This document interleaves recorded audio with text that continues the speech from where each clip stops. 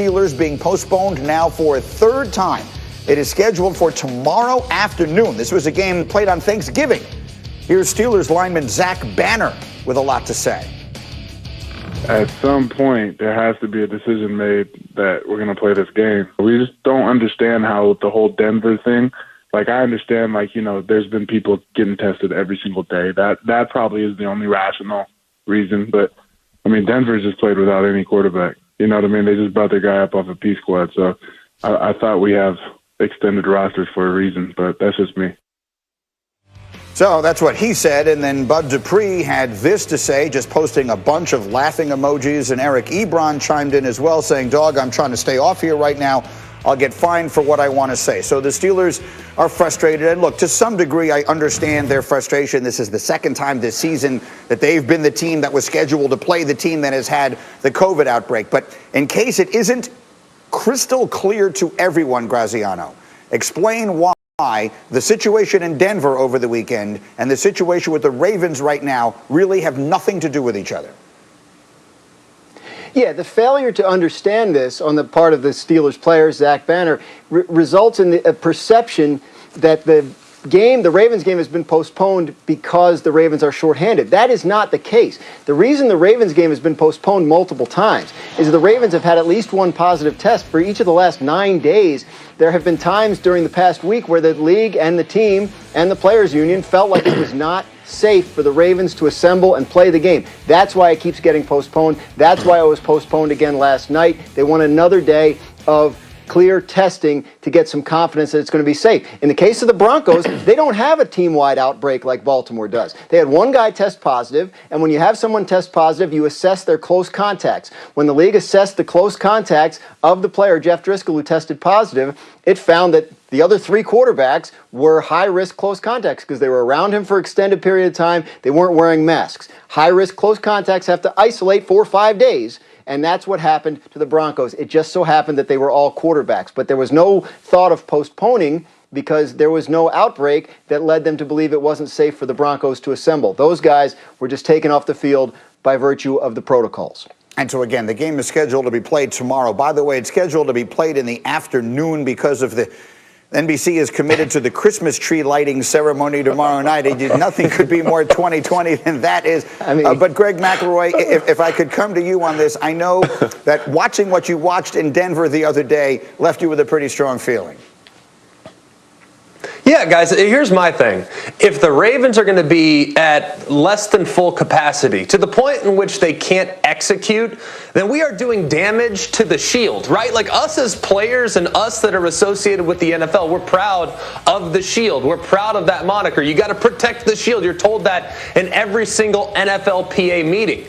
And what we saw from Denver, their inability to put together any semblance of offensive football literally impacts the integrity of the brand. Like, that affects us as viewers because you are literally damaging the quality of the broadcast. If for whatever reason someone moved to this country last Thursday and watched NFL football for the first time and they put on that Denver game, they'll never watch again. So we need to protect the integrity. So if these teams are way less than at full capacity, we need to strongly consider postponing the game and adopting the Week 18 philosophy. Why do I have a funny feeling the offensive lineman on this set doesn't see it that way?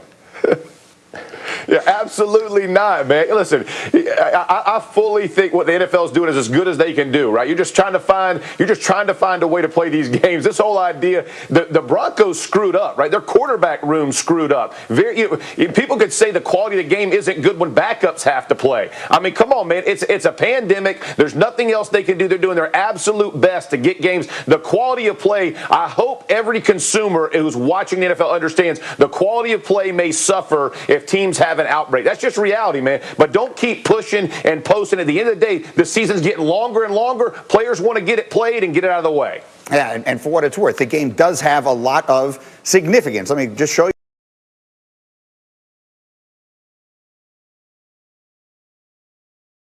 you the standings here. Again, it matters. That's the Ravens are currently on the fringes of the AFC playoff picture. They have a meeting with the Steelers again tomorrow. A loss would put them in a very precarious position with 5 games remaining. And if it is played tomorrow, they're going to play it without Lamar Jackson So we will see. Meanwhile, another tough weekend it was for Tampa Tom and his Buccaneers, and again, bringing about plenty of criticism regarding the style of offense that Tampa is running. Yesterday, here on this program, Dan Orlovsky had some strong words about the way the coaches are using Tom Brady. Here's what he said.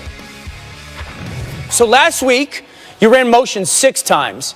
Yesterday, you run play action pass 5 times. He goes 4 for 5, 83 yards in a touchdown. Patrick Mahomes ran play action pass 17 times. Right now, Bruce Arians is wasting Tom Brady. He got served a silver platter, on a silver platter, the greatest quarterback to ever play. And all you had to do was use him the right way. And he's completely failing Tom. And I've got fear that it's going to bury this football team this season. All right, so that was Danny, and he was passionate. Greg, put some pictures to the words. What are we seeing right now in that offense? Well, if you go beyond what Dan said and you listen to Bruce Arians' press conference, he said, hey, we like to not motion, we like to block them up. Well, if you're blocking them up, why is it that Kansas City got so many free rushers throughout the course of the game on Sunday? It was unbelievable. Here's the look, all right? You have 6 protectors. They're going to bring 6. The first linebacker coming is blocked. The second linebacker's not. It's called hot. You got to get rid of the football. He's unblocked. Well, the only answer you give your quarterback is to throw it 35 yards downfield. What's the percentage of completion? Very, very small. Same exact blitz. Same blitz. Linebacker left's taken care of. Linebacker sweeping around is unblocked. Forces Brady to throw high off an unblocked defender yet again. This time the offensive line says, we're going to protect the interior. We're going to take care of those 2 linebackers. But, hey, Tom, you got this defensive end. Good luck. You just have to throw one up like a Hail Mary style to your running back who's free releasing. And then here it is right here again and empty. You got blitz off the left-hand side. We're going to block the linebacker, no problem. Yeah, but you know what, Tom? Go ahead at 43 years old and take care of this defensive end for us. Right now, they're not doing a sound job in protection, taking care of a 43-year-old quarterback. They need to protect him first, and then when they can't protect him, they need to build in answers because all their answers right now are down the field shots, and that's not a capable weapon right now for Tom Brady. Jeff, there's been a lot of that kind of conversation. That's an excellent illustration of it, and we've been talking about it. What do you see? Listen, the block it up principle works. I played on an offense where we did block it up, and we understood that protection has to be better.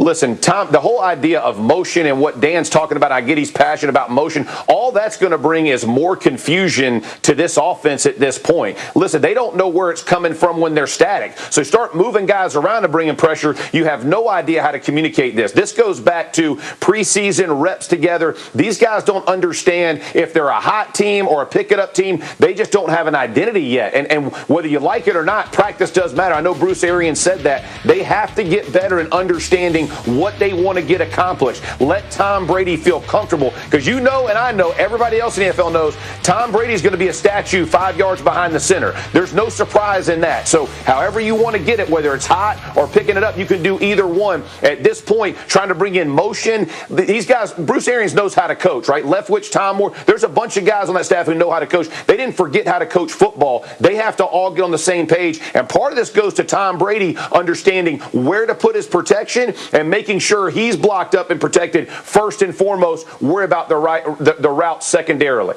And so, Graz, they have now their extraordinarily late bye week. What is the sense you're getting coming out of there?